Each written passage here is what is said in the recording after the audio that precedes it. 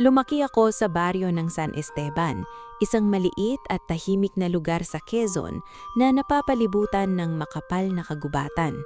Simula pagkabata ko, lagi ko nang naririnig ang mga matatanda na pinag-uusapan ng misteryosong lalaki raw na lumalabas tuwing hating gabi mula sa gubat. Madalas ko yung marinig habang nagiinuman sila sa labas ng tindahan ni Aling Pasing. Kapag sumasapit ang alas 12 ng gabi at nagsisimulang kumapal ang hamog mula sa bundok, dun na nila ibinubulong ang kwento tungkol sa hubad na lalaki na di umano'y hindi tao. Sabi ng iba, isa raw iyong ligaw na kaluluwa. Ang iba naman, naniniwalang isa iyong engkantong isinumpa kaya palaboy-laboy sa kagubatan gabi-gabi. Pero tulad ng karamihan sa kabataan noon, hindi ako naniniwala sa mga ganoong kwento. Para sa akin, gawa-gawa lang iyon ng matatanda para matakot ang mga bata at hindi gala ng gala sa gabi. Mas iniisip ko noon kung paano ako makakatulong sa tiyahin kong nagpalaki sa akin matapos mamatay ang mga magulang ko sa aksidente noong bata pa ako. Tahimik lang ang buhay namin. Namamasada ako ng tricycle tuwing umaga at tumutulong sa bukid ng kapitbahay kapag may extra na trabaho. Minsan nga, naiisip kong baka hanggang ganun na lang ang magiging buhay ko sa baryo. Isang gabi ng Agosto, umuwi akong gabing-gabi galing bayan dahil may hinatid akong pasahero. Madilim ang buong daan dahil sira na naman ng poste ng ilaw malapit sa gubat. Tanging buwan lang ang nagbibigay liwanag habang malamig na hangin ang humahalop sa balat ko. Habang naglalakad ako pauwi dahil nasiraan ng makina ang tricycle ko, pakiramdam ko ay sobrang tahimik ng paligid. Walang kuliglig, walang aso, wala kahit anong ingay kundi yabag lang ng paa ko sa lupa. Doon ko unang naramdaman na may mali. Habang papalapit ako sa bahagi ng daan na katabi mismo ng kagubatan, may nakita akong figura sa gitna ng kalsada. Noong una, akala ko isa lang iyong lasing na gala dahil nakatayo lang siya roon habang nakayuko. Ngunit habang papalapit ako, mas luminaw ang itsura niya sa ilalim ng sinag ng buwan. Isa siyang lalaki. Hubad ang pang-itaas niyang katawan at basang-basa siya na parang kagagaling lang sa ilog kahit hindi naman umuulan noon. Mahaba ng bahagya ang buhok niya at nakadikit sa kanyang mukha dahil sa tubig. Pero ang pinaka hindi ko makalimutan ay ang mga mata niya. Kahit madilim, malinaw kong nakita ang kakaibang kislap noon. Parang may liwanag na hindi ko maipaliwanag. Napahinto ako sa paglalakad. Hindi ko alam kung bakit pero pakiramdam ko ay hindi ako dapat lumapit. Para bang may kung anong bumubulong sa isip kong tumakbo na lang pauwi. Pero kasabay noon, may kakaiba ring pakiramdam na humihila sa akin para lapitan siya. Bigla siyang nag-angat ng tingin. Diretsong nagtama ang mga mata namin.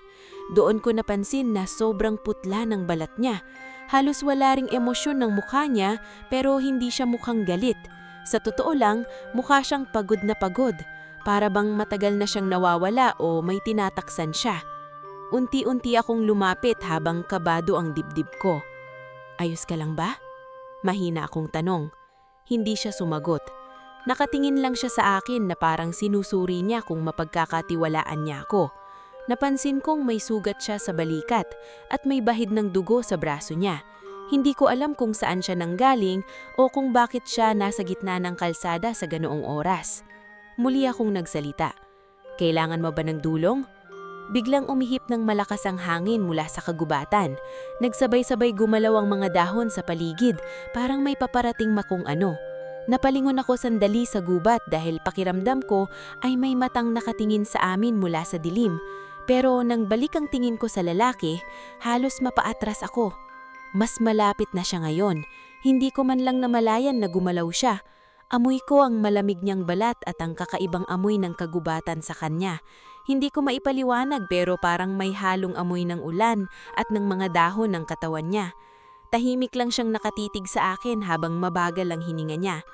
Pagkatapos, nagsalita rin siya ng wakas. Bakit hindi ka natatakot? Mababa at malamig ang boses niya pero hindi nakakatakot. Mas lalo lang akong kinabahan dahil pakiramdam ko ay kakaiba talaga siya. Hindi ko agad alam ang isasagot ko. Sa totoo lang, natatakot ako noon.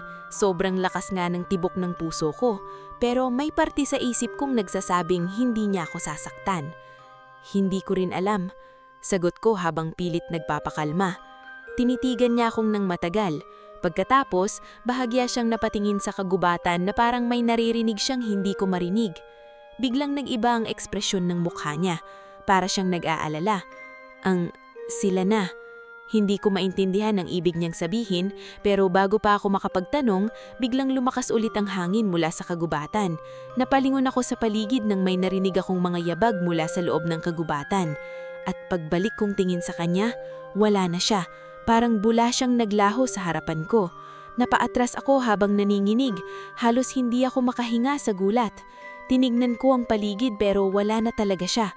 Tanging tunog na lang ng hangin at paggalaw ng mga dahon ang naiwan. Akala ko noon baka namamalikmata lang ako. Pero habang nakatayo ako roon, may napansin akong kakaiba sa lupa. May bakas ng dugo. At sa tabi noon, may isang maliit na palamuting pilak na may simbolong hindi ko pa kailanman nakita sa buong buhay ko. Halos hindi ako nakatulog matapos ang gabing iyon. Paulit-ulit na bumabalik sa isip ko ang lalaking nakita ko sa gitna ng daan. Kahit ang pilit kong isipin na baka pagod lang ako o namamalikmata dahil sa dilim, hindi ko maipaliwanag ang bakas ng dugo at ang maliit na palamuting pilak na naiwan ko galing sa kalsada. Nasa bulsa ko pa rin iyon habang nakahiga ako sa lumang papag sa bahay ng tiyahin ko. Paulit-ulit ko iyong tinitignan habang hinihintay ang pagsikat ng araw. Bilog ang hugis nito na parang antigong barya pero mas manipis. May ukit itong kakaibang simbolo na parang pinaghalong dahon na tapoy. Hindi ko pa kailanman nakita ang simbolong iyon kahit sa lumang aklat ng lolo ko tungkol sa mga alamat at halamang gubat. Kinabukasan, habang nag-aalmusal kami ng tiyahin kong si Rowena, napansin niyang tahimik ako. Parang may sakit ka yata. Sabi niya habang nagsasandok ng lugaw sa mangkok ko. Umiling lang ako. Hindi ko alam kung ikukwento ko ba ang nangyari. Kilala ko ang tiyahin ko. Sobrang mapamahiin niyon. Kapag nalaman niyang may nakita akong kakaibang nilalang sa gubatan, baka hindi na niya ako palabasin ng bahay tuwing gabi. Pero habang iniisip ko iyon, bigla niyang napansin ang pilak na palamuti sa mesa. Saan mo nakuha yan? Bigla akong natigilan. Tabi ng kalsada. Sagot ko habang pilit nagpapakalma. Kinuha niya agad ang palamuti at mabilis na nagbago ang mukha niya. Para siyang kinabahan. Hindi mo dapat pinulot ito. Noon ko lang nakita ang ganoong ekspresyon sa kanya. Ano bang meron dyan? Hindi agad siya sumagot. Ilang segundo siyang nakatitig sa simbolo bago niya iyon binalik sa akin. Pag-aari yan ng mga hindi tao. Napakunot noo ako. Che naman huwag mo ngang simulan yung mga engkanto na kwento. Pero hindi siya ngumiti. Sa halip, mas lalo lang siyang naging seryoso. Nung bata pa ang lolo mo, may mga tao raw na nawawala sa gubat. May nakita rin silang lalaking lumalabas gabi-gabi mula roon. Ganiyang simbolo rin daw ang nakita nila. Hindi ko alam kung bakit pero biglang bumigit ang pakiramdam ko. Naalala agad ang lalaki. Ang mga mata niya.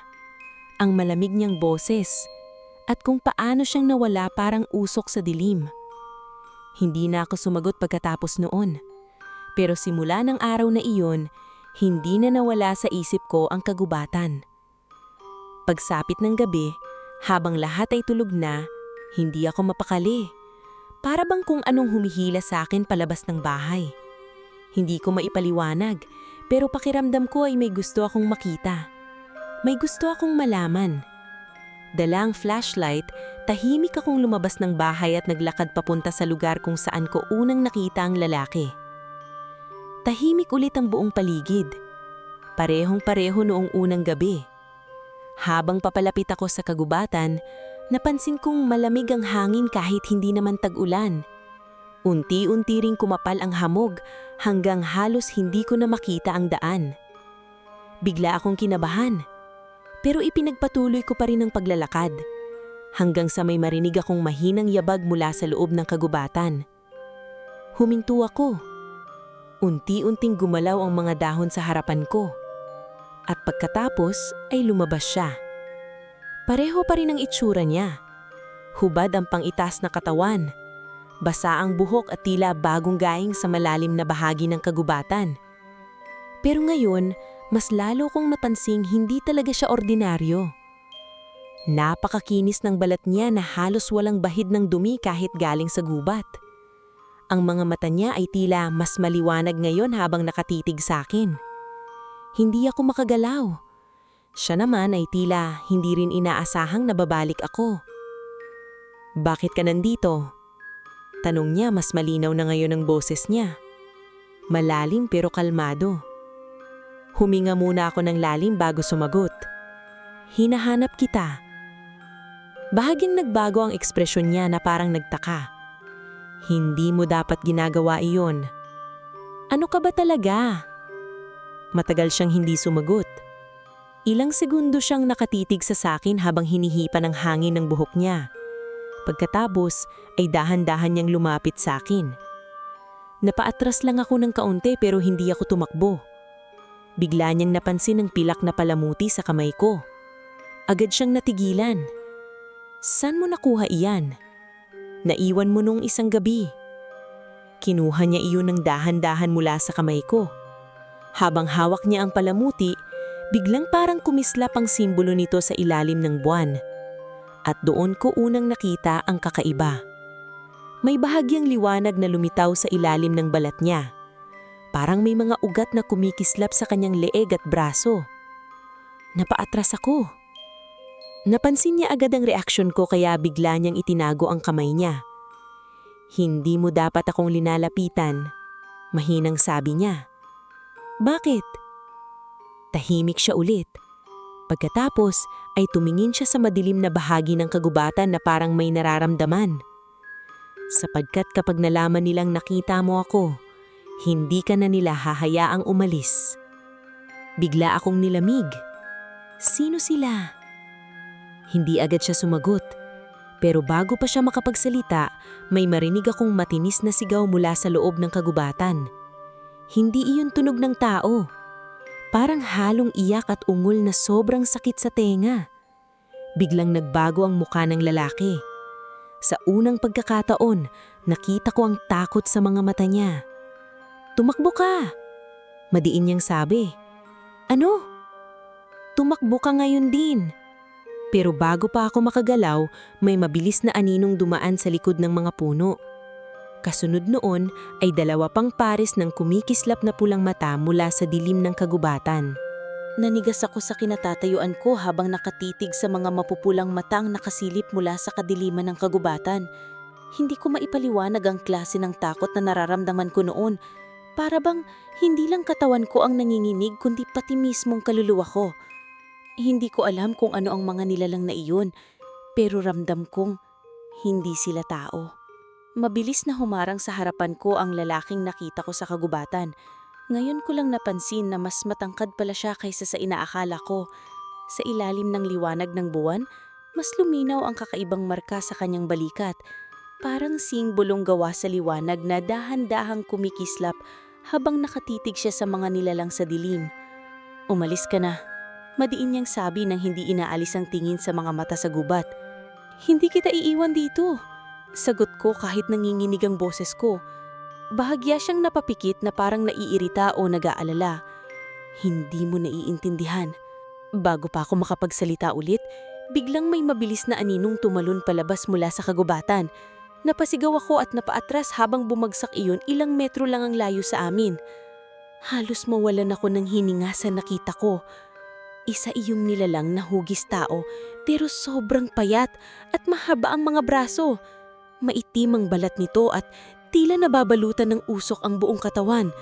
Ngunit ang pinaka-nakakatakot ay ang mga mata nitong kulay pula na parang nagliliyab sa dilim. Mabagal itong gumisi. At doon ko nakita ang matutulis nitong pangil. Biglang tumayo sa harapan ko ang lalaki at inunat ang kanyang isang kamay niya. Sa loob lamang ng ilang segundo, May lumitaw na kakaibang liwanag mula sa palad niya. Parang manipis na bughaw na apoy na umiikot sa kamay niya. Halos hindi ako makahinga sa nakita ko. Hindi na iyon normal. Hindi na talaga tao ang kaharap ko. Biglang sumugod ang nilalang pero mabilis ding gumalaw ang lalaki. Sa isang iglap, tila hangin siyang nakaiwas at agad na tumama ang kamay niya sa dibdib ng nilalang. Kumalat ang bughaw de liwanag at napaatras ang halimaw habang sumisigaw ng sobrang lakas. Napahawak ako sa tinga ko sa sobrang sakit ng tunog. "Tumakbo ka!" Sigaw niya ulit. Pero hindi pa rin ako makagalaw. Hindi dahil sa ayaw ko, kundi dahil sobrang gulat na gulat ako sa lahat ng nakikita ko. Maya-maya pa, isa pang nilalang ang lumabas mula sa likod ng mga puno at kasunod noon ay dalawa pa. Unti-unti kaming napapalibutan. Napansin kong humigpit ang panga ng lalaki habang nakatingin sa kanila. Parang pagod na siya. At doon ko rin napansin ang sugat sa tagiliran niya na muli na namang dumudugo. "Hindi sila titigil hanggat hindi kita nakukuha," mahina niyang sabi. "Ako? Bakit ako?" Hindi siya agad sumagot. Sa halip, hinawakan niya ang kamay ko. At sa unang pagkakataon naramdaman ko kung gaano kalamig ang balat niya. Hindi normal na lamig. Parang tubig galing sa ilalim ng kuweba. "Makinig ka sa akin," sabi niya habang seryosong nakatingin sa akin. "Kapag sinabi kong tumakbo, huwag kang lulingon." Biglang lumakas ang hangin sa paligid. Nagsimulang gumalaw ng sabay-sabay ang mga puno habang tila umiikot ang hamog sa paligid namin. Ang mga nilalang naman ay nagsimulang gumawa ng kakaibang tunog na parang pabulong na hindi maintindihan. At pagkatapos noon, biglang lumiwanag ang simbolo sa dibdib ng lalaki. Napaatras ako sa sobrang gulat. Unti-unting nagbago ang hitsura niya. Mas luminaw ang kulay ng mga mata niya hanggang halos magmukhang pilak sa ilalim ng buwan. Tumulis din ng bahagya ang taingan niya habang umihihip ang hangin sa paligid namin. Hindi ko alam kung bakit pero sa kabila ng takot ko, hindi ko magawang alisin ang tingin sa kanya. Para siyang nilalang mula sa panaginip o alamat. Biglang sumugod ang isa sa mga halimaw papunta sa akin. Napasigaw ako pero mabilis niyang hinila akong palapit sa kanya. Sa isang iglap, may bughaw na liwanag na kumalat sa paligid namin at tumilapon ang halimaw palayo. Pagkatapos noon, agad niya kong hinila papasok sa kagubatan. "Bilis!" Doon lang ako natauhan at nagsimulang tumakbo kasama niya. Halos hindi ko maramdaman ang paa ko habang mabilis kaming tumatakbo sa gitna ng madilim na kagubatan. Sa likod namin, naririnig ko ang matutulis na sigaw ng mga nilalang na humahabol. Minsan may mabilis na aninong dumadaan sa gilid ng mga puno. Minsan naman ay mga matang lumilitaw sa dilim. Pakiramdam ko noon, hindi na ako makakalabas ng buo. Pero mahigpit ang hawak niya sa kamay ko. At kahit hindi ko maintindihan kung bakit, pakiramdam kong ligtas ako habang kasama siya. Makalipas ang ilang minuto, huminto kami sa isang bahagi ng kagubatan na hindi ko pa kailanmang nakita noon. Halos natatakpan ng malalaking ugat ng puno ang lugar. Sa gitna noon ay may lumang hubo na halos kainin na ng mga bangin. Hingal na hingal akong napasandal sa dingding habang siya naman ay nakatingin pa rin sa paligid. Teka lang," hirap kong sabi.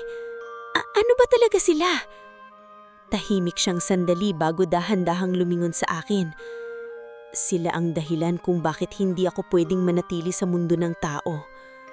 Hindi ko agad naintindihan. "Ano ka ba talaga?" Tanong ko ulit. Matagal siyang nakatitig sa akin bago siya tuluyang napabuntong hinga.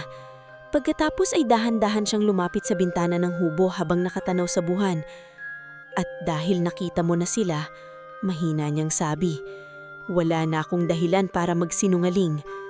Humarap siya sa akin at doon niya sinabi ang mga salitang tuluyang nagbago sa buong buhay ko. "Ako si Zero, isa akong engkanto." Hindi agad nag-sink in sa isip ko ang sinabi niya. Nakatingin lang ako kay Zero habang unti-unting humuhupa ang malakas na tibok ng puso ko. Siguro kung ilang araw o linggo bago nangyari ang gabing iyon, tatawanan ko lang ang kahit sinong magsasabing may totoong engkanto sa mundo. Pero matapos kong makita ang mga nilalang na may pulang mata, ang kakaibang liwanag sa katawan niya at kung paano siya halos maglaho sa dilim, wala na akong mahanap na dahilan para hindi maniwala. Tahimik lang kaming dalawa sa loob ng lumang kubo habang hinihipan ng malamig na hangin ang mga sirang dingding nito. Naririnig ko pa rin mula sa malayo ang mahinang sigaw ng mga nilalang na humahabol sa amin pero tila hindi sila makalapit sa lugar na iyon. Napansin siguro ni Zero ang pagkalito sa mukha ko dahil marahan siyang napabuntong hininga. "Natatakot ka na ba sa akin?" Tanong niya habang nakatingin sa sahig. Hindi ko agad nakasagot. Sa totoo lang, oo, natatakot ako. Hindi ko alam kung ano ba talaga siya. Hindi ko alam kung hanggang saan ang kakayahan niya o kung delikado ba siyang kasama. Pero habang nakatingin ako sa kanya, may kakaiba ring pakiramdam sa dibdib ko. Hindi siya mukhang masama. Sa halip, mukhang pagod na tao na matagal nang may pasan na problema. Unti-unti akong umiling. Hindi ko alam. Totoo kong sagot. Bahagya siyang napangiti pero mabilis ding nawala iyon. Mas mabuti sigurong umalis ka na rito bago pa mahuli ang lahat. Hindi pa rin kita naiintindihan, sabi ko habang dahan-dahang lumalapit sa kanya. Ano bang ibig mong sabihin na engkanto ka? At bakit ka hinahabol ng mga iyon? Tahimik siyang tumingin sa labas ng bintana. Tila matagal ngang pinag-iisipan kung magsasabi ba siya ng totoo o hindi. Pagkatapos ay nagsimula siyang magsalita. Ako ay galing sa lugar na hindi nakikita ng mga tao. Isang kaharian na matagal nang nakatago sa ilalim ng kagubatan na ito. Napakunot noo ako habang nakikinig. Nasa ilalim ng bundok ang mundo namin. Doon kami naninirahan ng matagal na panahon bago pa dumating ang mga tao rito. Habang nagsasalita siya, hindi ko maiwasang titigan ng mukha niya. Ngayon ko lang napansin na hindi talaga siya mukhang ordinaryong tao. Bukod sa kakaibang liwanag ng mga mata niya, sobrang kinis ng balat niya at parang walang kahit anong galos o dumi kahit galing kami sa gitna ng gubat. Prinsite ako ng kaharian namin, pero tumakas ako. Napatingin agad ako sa kanya. Tumakas? Tumanggo siya ng mabagal. Hindi ko gusto ang buhay doon. Tahimik ulit siyang napatingin sa mga kamay niya na tila ba may mabigat siyang alaala. Sa mundo namin, mahina ang tingin nila sa mga tao. Marami sa kanila ang naniniwalong walang silbi ang mga mortal. Pero habang lumalaki ako, palagi akong curious tungkol sa mundo niyo. Bigla kong naalala ang sinabi niya nung unang gabi na bakit hindi raw ako natatakot. Matagal ko kitang nakikita. Ano? Tuwing dumadaan ka sa gilid ng kagubatan sakay sa tricycle mo, minsan nakikita kita. Parang may malamig na dumaloy sa batok ko. Ikaw pala yung pakiramdam kong may nakikita sa akin noon? Hindi siya sumagot pero bahagya siyang napangiti. Hindi ko alam kung bakit pero bigla akong nahiya kaya umiwas ako ng tingin. Tahimik kaming sandali bago ko muling naalala ang mga nilalang kanina. Yung mga humahabol sa atin, ano sila? Agad nawala ang bahagyang ngiti niya. Mga tagabantay. Tagabantay? Mga nilalang na ipinadala para hanapin ako. Napahigpit ang hawak ko sa gilid ng silya. Dahil tumakas ka? Tumanggo siya.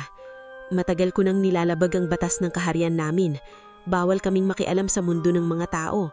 Pero ginagawa ko pa rin. Bakit? Hindi siya agad sumagot. Sa halip, naglakad siya papunta sa sirang bintana ng kubo. Nakatingin siya sa malayong bahagi ng kagubatan habang sumisinag ang buwan sa mukha niya. Dahil gusto kong maranasan ng mabuhay ng malaya. Hindi ko alam kung bakit pero biglang parang may kurot akong naramdaman sa dibdib habang sinasabi niya iyon. Sa unang pagkakataon, nakita ko palang hindi lang pala siya mahiwaga. Malungkot din pala siya. Parang matagal na siyang nakakulong sa buhay na ayon niya man. Maya-maya pa bigla siyang napahawak sa tagiliran niya. Napansin kong muli na namang dumudugo ang sugat niya. Agad akong napatayo. Sandali lang. Lumapit ako sa kanya at mabilis na kumuha ng lumang tela mula sa isang sirang kabinet sa kubo. Nung una tila nagulat siya nang lapitan ako siya pero hindi naman siya umiwas. Hayaan mo ako, sabi ko habang dahan-dahang tinatali ang tela sa sugat niya. Tahimik lang siyang nakatingin sa akin habang ginagawa ko iyon. At doon ko napansin ang isa pang kakaiba. Habang malapitan ko siyang hinahawakan, parang unti-unting umiinit ang malamig na balat niya. Napatingin siya sa akin na tila ba may gusto siyang sabihin pero pinigilan niya. Bakit mo ako tinutulungan? Mahinang tanong niya. Hindi ko agad alam ang sagot. Siguro dahil naaawa ako sa kanya o siguro dahil kahit gaano siya kaiba, hindi ko maramdaman na masama siya. Hindi ko rin alam, sagot ko habang bahagyang napangiti. Tahimik ulit kaming dalawa. Pero biglang nagbago ang ekspresyon ni Zero. Parang may narinig siya. Mabilis siyang napalingon sa labas ng kubo habang humigpit ang panga niya.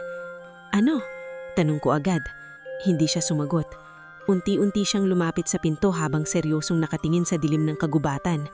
Pagkatapos ay marahan niyang silabi ang mga salitang muling napalamig sa buong katawan ko.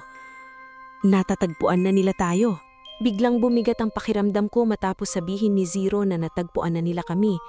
Tahimik ang buong kagubatan. Pero ngayon, mas lalo kong naririnig ang kakaibang paggalaw sa paligid ng kubo.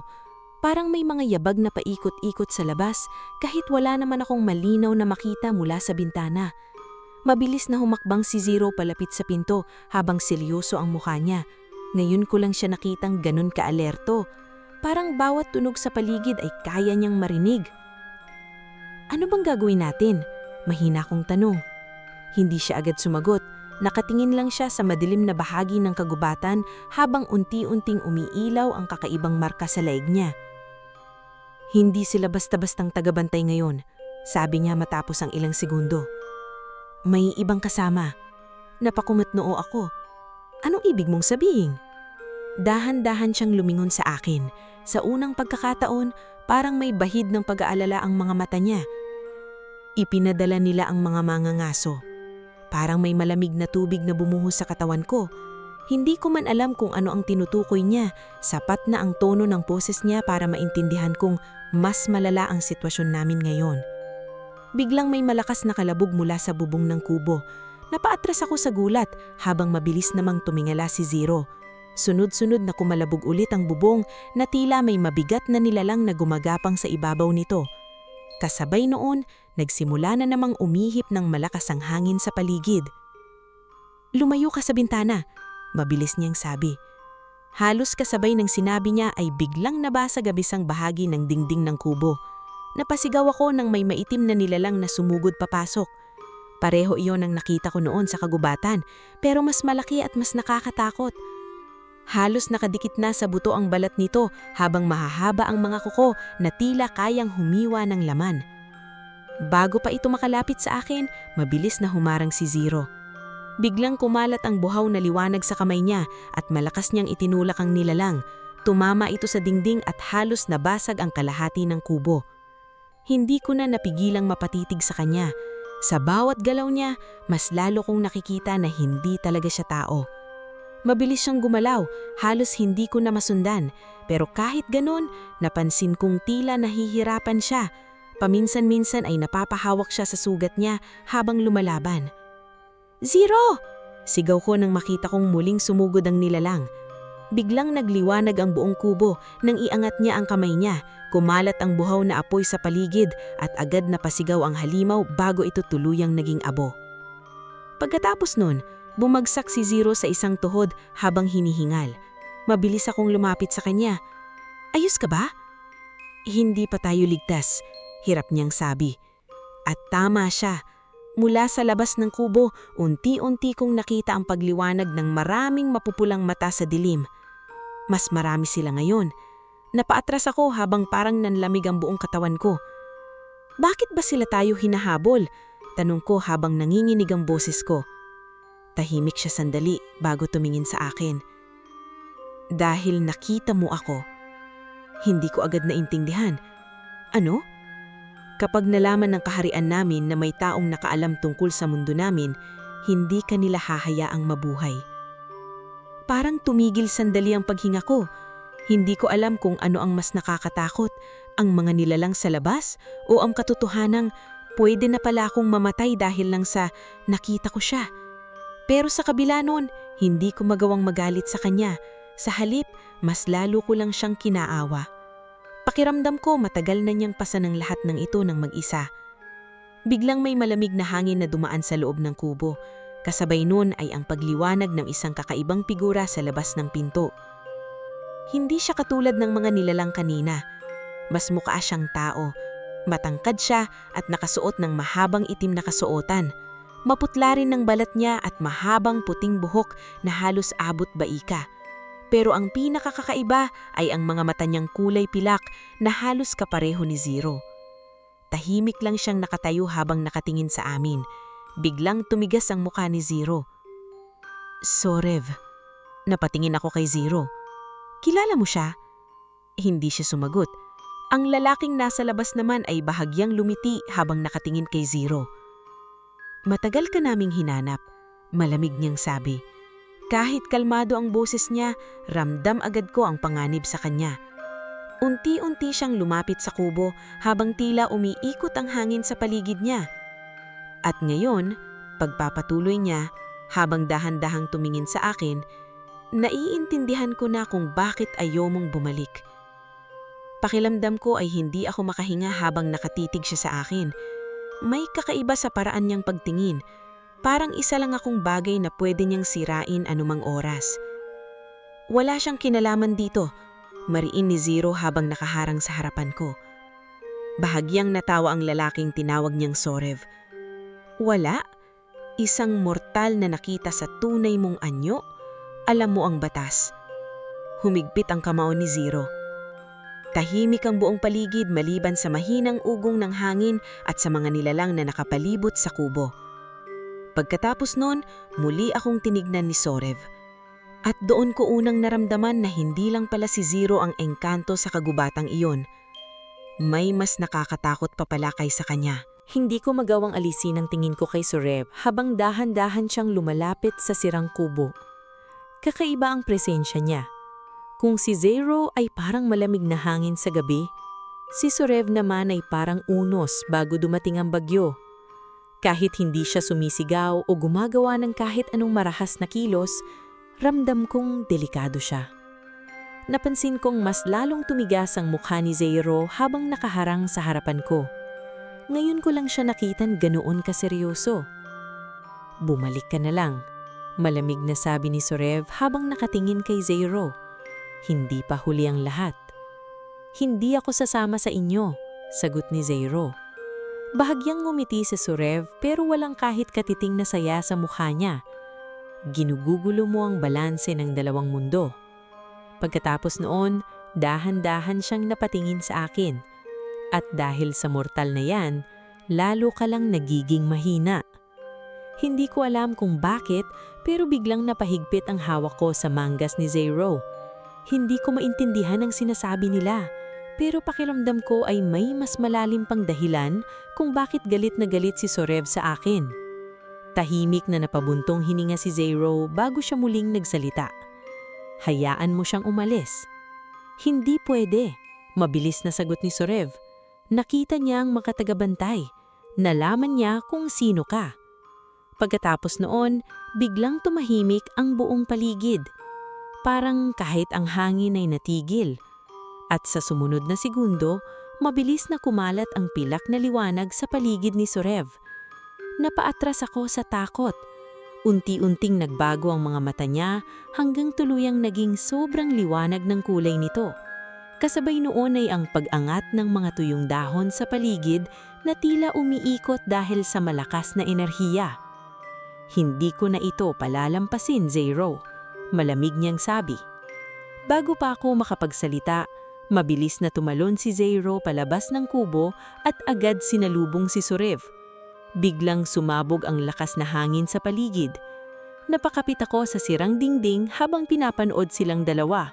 Sa unang pagkakataon, nakita ko kung gaano kalakas si Zero kapag seryoso siyang lumalaban. Sa bawat galaw niya, may bughaw na liwanag na sumasabog sa hangin. Samantalang si Sorev naman ay gumagamit ng pilak na enerhiya na parang matutulis na usok. Halos hindi ko na masundan ang galaw nila. Pero kahit ganoon, malinaw kong nakikita na unti-unting nanghihina si Zero. Paminsan-minsan ay napapahawak siya sa sugat niya. At tila iyon ang napansin ni Sorev. Hindi mo na kayang lumaban, Zero. Malamig nitong sabi habang dahan-dahang naglalakad palapit kay Zero. Unti-unti ka nang nagiging katulad nila. Napakunot noo ako. Anong ibig niyang sabihin? Bulong ko sa sarili ko. Biglang napatingin si Zero sa akin. At sa unang pagkakataon, may nakita akong kakaibang lungkot sa mga mata niya. Masyado na akong matagal sa mundo ng tao, sabi niya habang hinihingal. Kapag mas tumatagal kaming malayo sa kaharian namin, humihina kami. Parang may kumurot sa dibdib ko habang naririnig yon. Kaya pala tila pagod na pagod siya simula pa lang. Kaya lumalala ang sugat niya. Biglang muling sumugod si Sorev at malakas na tumama ang enerhiya nito kay Zero. Napasigaw ako nang tumilapon siya at bumagsak sa lupa ilang metro ang layo. Zero! Agad akong tumakbo palapit sa kanya kahit nanginginig ang buong katawan ko. Mabilis akong lumuhod sa tabi niya habang pilit siyang bumabangon. Tumigil ka! Mahinang sabi niya habang pinipigilan akong lumapit pa. Pero hindi ko siya pinakinggan. Sa unang pagkakataon mula nung makilala ko siya, nakita ko siyang talagang nasasaktan. May dugo nang dumadaloy sa gilid ng labi niya habang hirap siyang huminga. Unti-unting lumapit si Sorev habang malamig ang ekspresyon ng mukha niya. Ganito ang mangyayari kapag inuuna mo ang emosyon kaysa tungkulin. Biglang humigpit ang panga ni Zero. Hindi ako katulad ninyo. Huminto si Sorev. Pagkatapos ay bahagya siyang napangiti. Dahil naaawa ka sa mga tao? Tahimik lang si Zero. Pero kahit hindi siya sumagot, alam kong totoo yun. At doon ko unti-unting naintindihan kung bakit siya naiiba sa kanila. Hindi siya tumakas dahil duwag siya. Tumakas siya dahil ayaw niyang maging malupit. Biglang napansin kong may kakaibang pagbabago sa paligid. Unti-unting umiilaw ang mga simbolo sa katawan ni Zero habang hawak ko ang braso niya. Napatingin siya agad sa akin na tila nagulat. Maging si Sorev ay nahuminto. Imposible! Mahinang sabi nito. Hindi ko maintindihan ang nangyayari pero pakiramdam ko ay may mainit na enerhiyang dumadaloy mula sa kamay ko papunta kay Zero. Unti-unting nawala ang panghihina sa mukha niya at mas lalong luminaw ang bughaw na liwanag sa kanyang katawan. Mabilis nagbago ang ekspresyon ni Sorev. Ngayon hindi na lang galit ang nasa mukha niya. Parang may halong pag-aalala. Hindi maaari. Bulong niya habang nakatitig sa amin. Bakit tumutugon ang kapangyarihan niya sa isang mortal? Napatingin din ako sa Zero na tila hindi rin niya maintindihan. Pero bago pa kami makapagsalita, biglang lumakas ng sobra ang hangin sa buong kagubatan. Kasabay noon ay ang pagliliwanag ng lupa sa ilalim namin. At sa gitna ng kagubatan, unti-unting lumitaw ang isang napakalaking simbolo kulay bughaw na parang pintuan mula sa ilalim ng lupa. Napatitig lang ako sa malaking simbolong unti-unting lumilitaw sa ilalim ng kagubatan. Para itong bilog na gawa sa liwanag, puno ng mga ukit na hindi ko maintindihan. Habang lumalakas ang bughaw na ningning nito, mas lalo ring umiihip ng malakas ang hangin sa paligid. Ang mga puno ay tila yumuyuko, habang ang mga dahon ay umiikot sa ere na parang hinihigop ng kung anong enerhiya mula sa ilalim ng lupa. Napaatras ako habang mahigpit pa ring hawak ang braso ni Zero. Ano yan? Mahina akong tanong. Hindi agad siya nakasagot. Nakatingin lang siya sa simbolo habang tila may halong pagkabigla at pag-aalala sa mga mata niya. Ang lagusan! Mahina niyang sabi. Napatingin agad si Sorev sa kanya. Hindi maaari. Hindi dapat nagbubukas yan. Hindi ko maintindihan ang nangyayari pero ramdam kong may mali. Habang tumatagal, mas lumalakas ang liwanag ng simbolo at unti-unting nababalot ng bughaw na usok ang paligid. Biglang may narinig akong mahinang ugong mula sa ilalim ng lupa. Kasunod noon ay ang pagbitak ng lupa sa gitna ng simbolo. Napaatras ako sa takot habang mas lalong humangin. Zero! Nanginginig kong tawag. Mabilis niya akong hinila palapit sa kanya. Huwag kang lalayo sa akin. Sa unang pagkakataon, naramdaman ko ang bahagyang paninginig ng kamay niya. Ibig sabihin, kahit siya ay hindi rin sigurado sa nangyayari. Unti-unting lumawak ang bitak sa lupa hanggang sa tuluyang bumukas ang gitna ng simbolo. Pero sa halip na apoy o kadiliman ng makita ko, bughaw na liwanag ang sumilay mula rito. At maya-maya pa, may mga maliliit na ilaw na nagsimulang lumutang palabas. Parang mga alitap-tap. Pero hindi ordinaryong alitap-tap. Mas maliwanag sila at tila may sariling isip habang paikot-ikot sa paligid namin. Hindi ko maiwasang mapatitig. Sa kabila ng takot ko, sobrang ganda ng tanawin, parang panaginip. Pero agad ding nawala ang pakiramdam na iyon nang biglang lumitaw ang isang matinis na sigaw mula sa loob ng lagusan. Kasunod noon ay ang paglitaw ng isang malaking nilalang mula sa liwanag. Napaatras ako habang nanlalamig ang buong katawan ko. Halos doble ito ng laki ng tao. Maitim ang katawan nito na tila gawa sa usok at bato, habang ang mga mata ay kulay puting-puti. May mahahabang sungurin ito at matutulis na kuko. Bantay ng lagusan, bulong ni Sorev. Hindi ko maintindihan, pero ramdam kong kahit siya ay hindi rin komportable sa presensya ng nilalang. Unti-unting gumalaw ang nilalang palabas ng lagusan habang tila sinusuri kami. Pagkatapos ay direkta itong tumingin sa akin. Biglang sumikip ang dibdib ko. Parang may mabigat na puwersang dumagan sa buong katawan ko kaya hindi ako makagalaw. Napansin agad yun ni Zero kaya mabilis niya akong hinila palikod. Huwag mong tignan siya sa mata, sabi niya. Pero huli na, sa isang iglap, may kung anong imahe na pumasok sa isip ko. Nakakita ako ng lugar na hindi ko pa napupuntahan. Isang napakalawak na kaharian sa ilalim ng lupa na puno ng kumikislap na ilaw at higanting puno. May mga nilalang na naglalakad na kahawig ng tao pero may kakaibang aura. At sa gitna ng lugar na iyon, nakita ko si Zero. Mas mabata siya roon at nakasuot ng mahabang kasuotan na kulay pilak habang nakatayo sa harap ng isang malaking trono. Pero hindi masaya ang mukha niya. Sa halip, puno iyon ng lungkot. Biglang naputol ang mga imahe ng daramdaman kong hinila ko ni Zero. Napahawak ako sa ulo ko habang hinihingal. Ayos ka lang? Tanong niya. Hindi agad ako nakasagot. Anong lugar yon? Biglang tumahimik si Zero. Maging si Sorev ay seryoso na ring nakatingin sa akin ngayon. Hindi mo dapat nakita yon, malamig nitong sabi. Bakit ko nakita yon? Tanong ko habang nalilito. Walang sumagot. Pero halatang may alam sila na hindi nila sinasabi sa akin. Biglang muling umungong ang malaking nilalang mula sa lagusan. Mas lalong lumalakas ang hangin habang nagsisimulang magdilim ang kalangitan kahit malalim pa ang gabi. Hindi na tuligtas dito, sabi ni Zero habang nakatingin sa lagusan. Napatingin ako sa lumalawak na bitak sa lupa. Anong mangyayari kapag nangyari yon? Hindi agad siya sumagot. Pero si Sorev ang sumagot.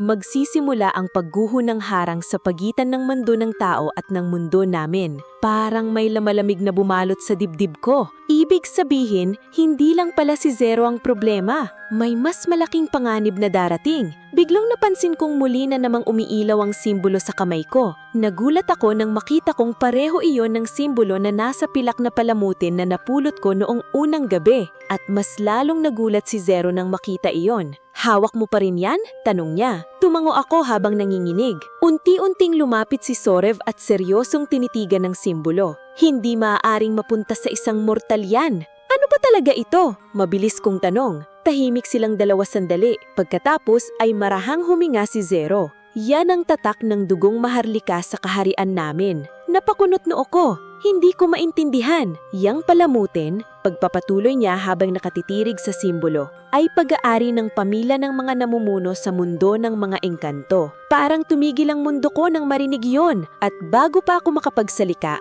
biglang lumuhod ang malaking nilalang mula sa lagusan. Direkta itong yumuko sa direksyon ko.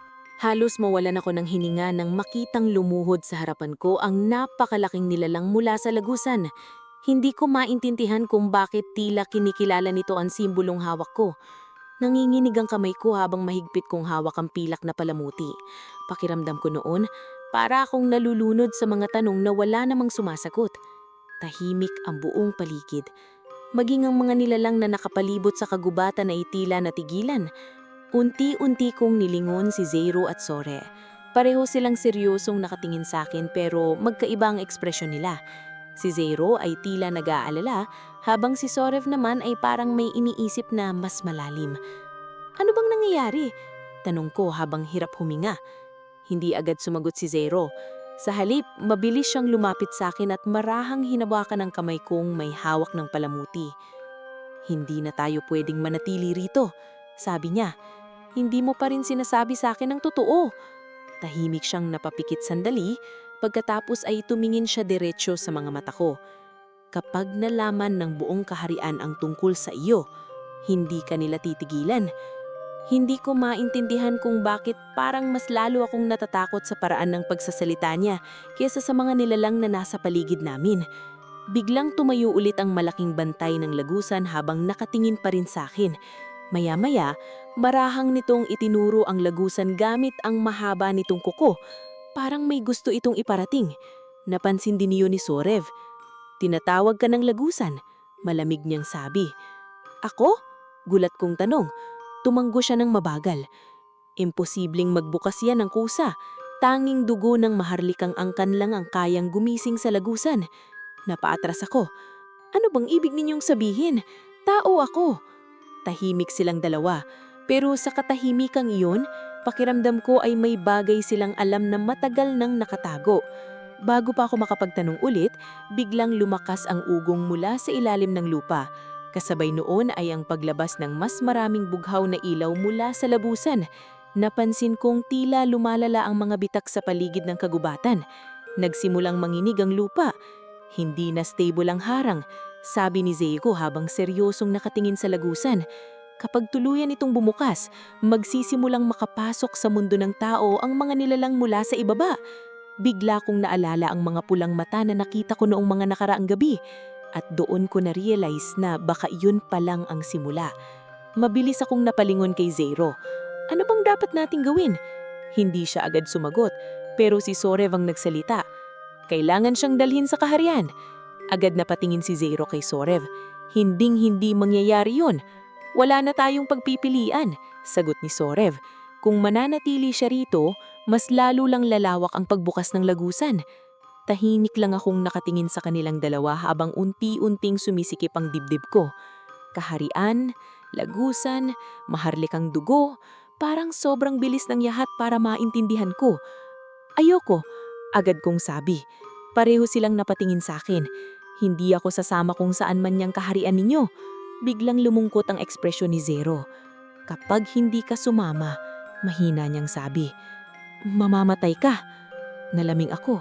Hindi ko alam kung alin ang mas nakakatakot, ang sumama sa kanila o manatili rito.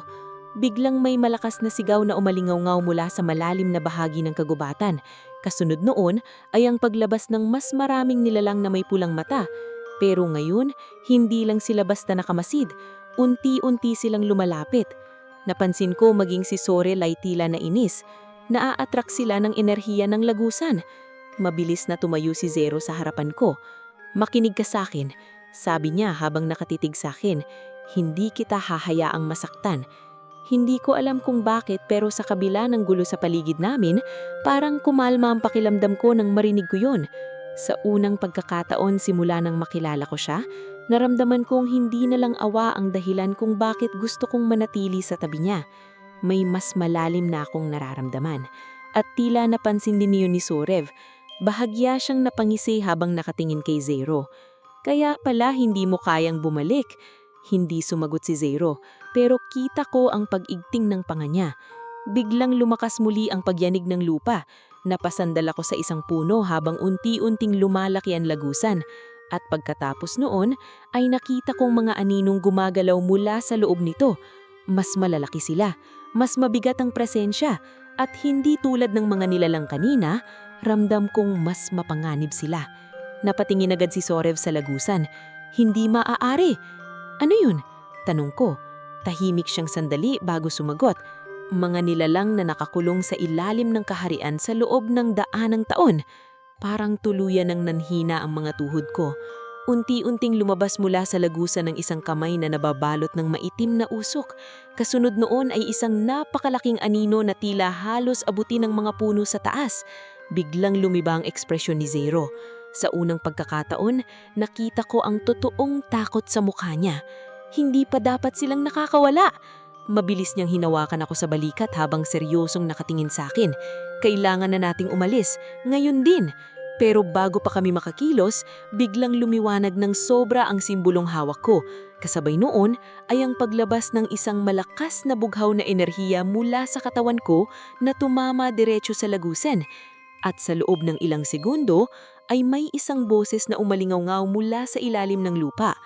"Natagpuan na rin kita, tagapagmana." Parang tumigil ang buong mundo matapos marinig ang boses na iyon mula sa ilalim ng lagusan. Malalim iyon at mabigat, parang nanggagaling sa ilalim ng napakalawak na kuweba. Nanginginig ang buong kagubatan habang paulit-ulit na umaalingaw-ngaw ang huling salitang sinabi nito. Tagapagmana. Halos hindi ako makahinga habang nakatitig sa bughaw na enerhiyang umiikot sa katawan ko. Pakiramdam ko ay may mainit na puwersang dumadaloy sa mga ugat ko kahit hindi ko maintindihan kung bakit nangyayari iyon. Anong ibig sabihin niyan? Hirap kong tanong habang nakatingin kay Zero. Pero hindi siya agad sumagot. Sa halip, tila mas lalo siyang namutla habang nakatitig sa akin. Parang may matagal na siyang kinatatakutan na ngayon lang nagkatotoo. Maging si Sorev ay tahimik na rin ngayon. Unti-unti siyang napaatras habang nakatingin sa simbolong hawak ko. Hindi maakari, bulong niya. Akala namin nawala na ang linya nila. Lalong gumulo ang isip ko. Ano bang sinasabi ninyo? Biglang muling umalingaw-ngaw ang boses mula sa lagusan. Bumalik ka sa amin. Kasabay noon ay ang paglabas ng mas malakas na enerhiya mula sa ilalim ng lupa. Nagsimula muling manginig ang kagubatan habang ang mga puno sa paligid ay tila unti-unting natutuyo. Nahawakan ko ang ulo ko nang biglang may mga imahe na naman akong nakita sa isip ko. Isang malaking kaharian, mga ilaw na kulay bughaw, at isang babaeng nakasuot ng puting kasuotan habang yakap ang isang batang lalaki. Hindi ko makita ng malinaw ang mukha ng babae, pero pakiramdam ko ay kilala ko siya. Kasunod noon ay isang napakalakas na pagsabog ng liwanag at sigawan. Pagkatapos ay kadiliman. Napabalik ako sa realidad nang hawakan ni Zero ang balikat ko. Tingnan mo ako, sabi niya habang seryosong nakatitig sa akin. Pinilit kong kinalma ang paghinga ko. Ano bang nangyayari sa akin? Tahimik siyang napabuntong hininga bago siya sumagot. May posibilidad na hindi ordinaryong tao ang pinagmulan mo. Parang bumigat ang buong katawan ko. Ano? Matagal nang may alamat tungkol sa nawawalang dugo ng maharlikang pamilya, sabi ni Sorev habang malamig na nakatingin sa akin. Noong nakaraan, may isang miyembro ng angkan ang nawala matapos pumili sa mundo ng tao. Hindi ako makapaniwala sa naririnig ko. Gusto kong isipin na imposible ang lahat, pero habang tumatagal, mas lalo kong nararamdaman na may kung anong koneksyon ako sa lagusan. At mas nakakatakot iyon kaysa sa mga nilalang sa paligid. Biglang naputol ang usapan namin nang may malakas na sigaw na nanggaling sa likod ng kagubatan. Kasunod noon ay ang paglitaw ng napakaraming nilalang na may pulang mata. Pero ngayon, hindi na sila basta nakatingin lang. Mabilis silang sumusugod palabas ng dilim. Umatras kayo! Sigaw ni Sorev. Biglang kumalat ang pilak na enerhiya sa paligid niya at tumama sa mga unang nilalang na lumapit. Napasigaw ang mga yon habang nagiging abo sa hangin. Pero mas dumarami pa sila. At kasabay noon, mas lumalaki rin ang lagusan. Napatingin ako kay Zero. Ano bang dapat nating gawin? Mabilis siyang tumingin sa lagusan bago muling bumaling sa akin. Kailangan nating itong isara bago tuluyang buksan. Paano? Tahimik siyang sandalik. At sa katahimikang iyon, parang alam ko nang hindi ko magugustuhan ng isasagot niya. Kapag tuluyang nagising ang kapangyarihan ng tagapagmana, mahinang sabi niya, maisasara ang lagusan. Idi gawin natin. Biglang napayo ko si Zero. Kapag ginawa iyon, mawawala ang koneksyon mo sa mundo ng tao. Nalamig ako. Anong ibig sabihin mo? Hindi siya agad sumagot, pero si Sorev ang nagsalita. Kapag tinanggap mo ang kapangyarihan ng kaharian, hindi ka na magiging mortal. Parang may kumuyom sa dibdib ko habang naririnig iyon. Masyadong mabilison lahat. Kaninang umaga lang iyon, iniisip ko pa kung paano aayusin ang sirang bubong ng bahay namin. Ngayon, bigla akong sinasabihan na may dugo raw ako ng mga engkanto at posibleng mawala ako sa mundong kinalalakyan ko. Biglang may nilalang na nakalusot sa likod at mabilis na sumugod sa direksyon ko. Napasigaw ako pero agad iyong hinarang ni Zero. Malakas tumama ang nilalang sa kanya. Pareho silang bumagsak sa lupa. Zero! Mabilis akong tumakbo palapit sa kanya habang pilit niyang tinutulak palayo ang halimaw. Pero mas malakas na ito ngayon. Unti-unti nang ikiniitim ang mga ugat sa katawan ni Zero habang pilit siyang lumalaban. At doon ko biglang naalala ang sinabi niya noon na humihina siya habang tumatagal sa mundo ng tao. Tumayo ka! Sigaw ko habang pilit ko siyang hinihila. Pero sa unang pagkakataon, nakita kong halos wala na siyang lakas. Mabilis kong hinawakan ang kamay niya at agad na muling lumiwanag ang simbolo sa palamuti. Kasabay noon ay ang pagdaloy ng bughaw na enerhiya mula sa katawan ko papunta sa kanya. Biglang napaatras ang halimaw habang sumabog ang liwanag sa paligid namin. Napatingin ako kay Zero habang tila nagulat. Bakit? Mahinang sabi niya.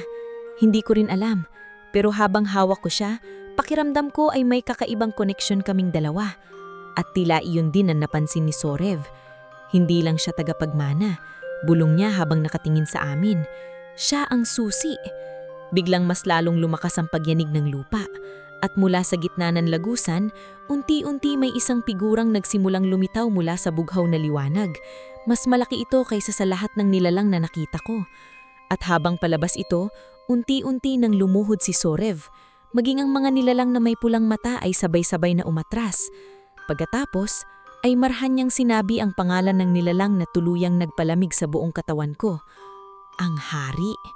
Parang nawala ang lahat ng tunog sa paligid nang tuluyang lumitaw ang nilalang mula sa gitna ng lagusan. Hindi ko maipaliwanag ang itsura niya. Hindi siya ganap na tao pero hindi rin siya halimaw tulad ng mga nilalang na may pulang mata. Matangkad siya at nababalutan ng maitim na usok habang may bughaw na liwanag na umiikot sa buong katawan niya.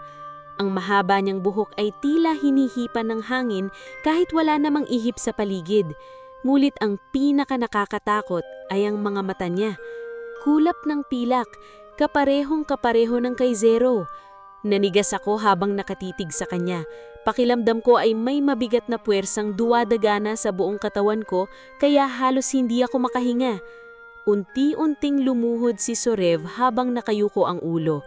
Maging ang mga nilalang sa paligid ay umatras na tila natatakot. Pero si Zero ay nanatiling nakatayo sa harapan ko kahit hirap na siya. Hindi ka dapat lumabas dito. Mahina pero matigas niyang sabi. Dahan-dahang tumingin ng hari kay Zero at sa unang pagkakataon nagsalita ito.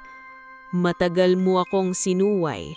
Malalim ang boses nito, parang ugong mula sa ilalim ng lupa. Unti-unting sumikip ang dibdib ko habang pinapakinggan sila. Ama! Mahinang sabi ni Zero. Parang tumigil ang mundo ko nang marinig ko iyon. Siya ang hari ng mga engkanto at ama ni Zero. Tahimik na nakatitig ang hari sa anak niya habang umiikot ang bughaw na enerhiya sa paligid nito. Sinira mo ang balanse dahil sa isang mortal. Biglang humigpit ang kamao ni Zero. Huwag mo siyang idama rito.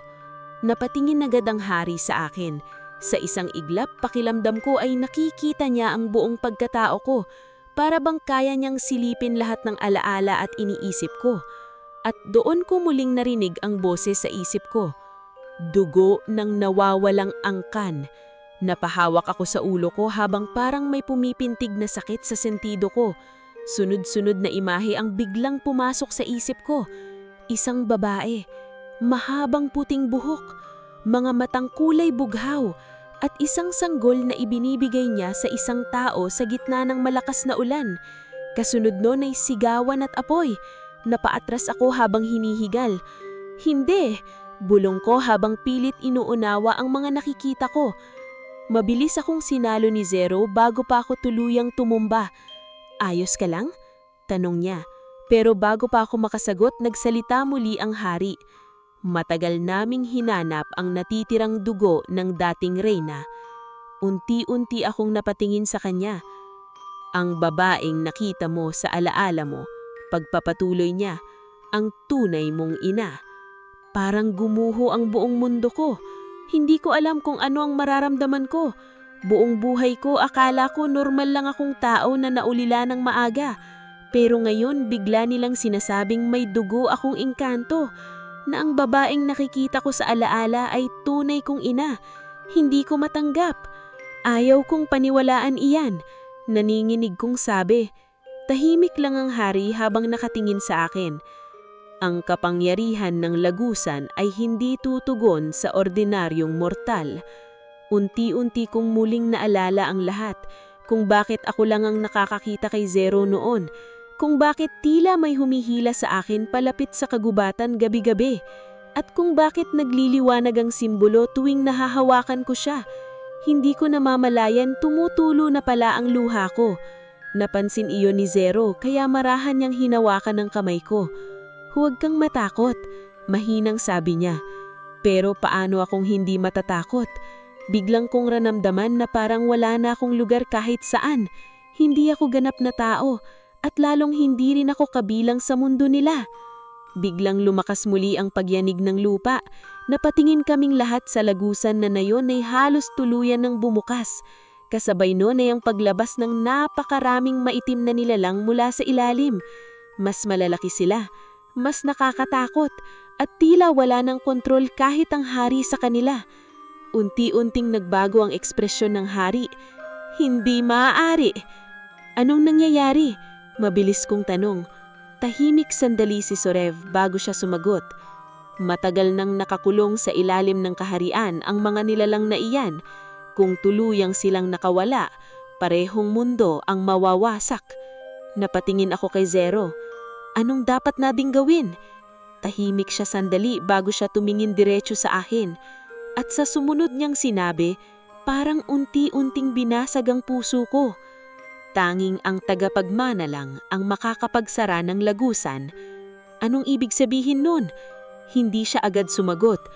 Pero alam ko na, ramdam ko na agad ang sagot bago pa niya sinabi. Kailangan mong tanggapin ang buong kapangyarihan ng angkan mo. Nanlamig akong napaatras. At kapag ginawa ko iyon, tahimik lang si Zero. Pero ang hari ang sumagot, hindi ka na makakabalik bilang mortal.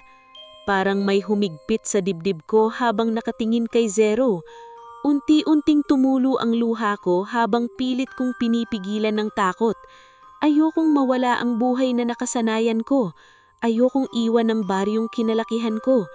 Pero habang nakikita ko ang mga nilalang na patuloy na lumalabas sa lagusan, alam kong wala na kaming ibang pagpipilian.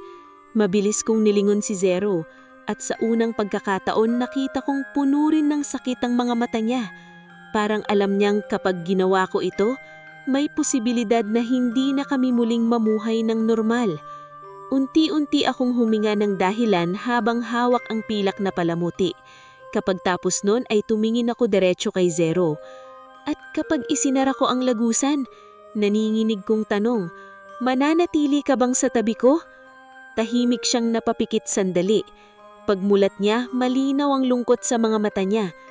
At kahit anong mangyari, mahinang sabi niya, hinding-hindi kitang iiwan. Kasabay nun ay muling nagliwanag ang simbolo sa kamay ko. At unti-unting simulang balutin ng bughaw na enerhiya ang buong katawan ko habang ang lagusan ay patuloy na lumalaki sa likuran namin.